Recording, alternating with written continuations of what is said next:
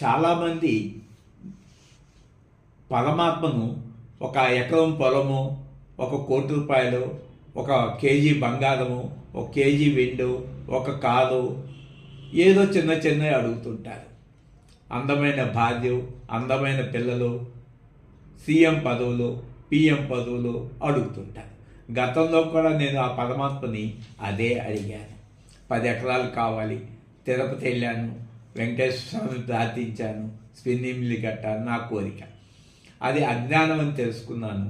1994 ఆత్మహత్య ప్రయత్నం చేసిన తర్వాత నేనే ఆత్మనని తెలుసుకున్నాను. 90 హూ యామ్ ఐ అని.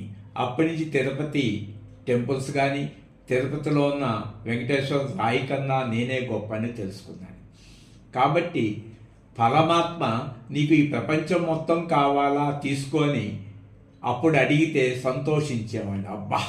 కానీ ఇప్పుడు ప్రపంచం మొత్తం ఇస్తానా, నాకు అక్కర్లేదు. ఎందుకంటే నేను పరమాత్మనే కోరుకున్నాను.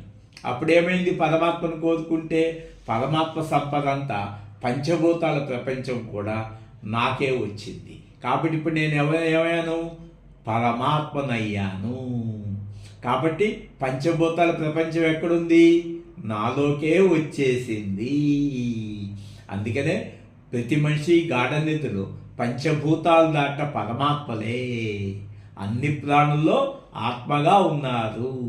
మేలుకోగానే మాయ వచ్చేసింది.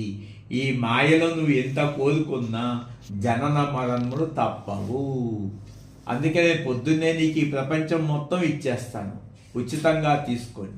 మళ్ళా నిద్రపోగానే లేదు అంటే ఉన్నది లేనట్లు, లేనిది ఉన్నట్లు కల్పించిందే మాయా. కాబట్టి మాయలో పడకండి.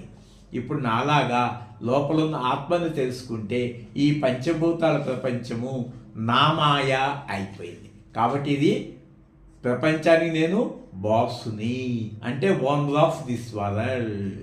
నా ఆలోచనలో భూమి పుట్టింది, నా ఆలోచనలో సూర్యుడు, నా ఆలోచనలో సముద్రాలు ఉన్నాయి. ఐ థింక్, నేను ఆలోచిస్తే ఇవి ఉన్నాయి, నేను ఆలోచించకపోయినా అయి ఉంది. కాబట్టి ఊ యామ్ ఐ, అందరిలో ఉన్న అయ్యే భగవంతుడు, అంతర్యామి. కాబట్టి అది బీయింగు, నాట్ డూయింగు. ఈ మనసులోంచి ఏ డూయింగ్ అయినా కూడా నశించిపోయేదే.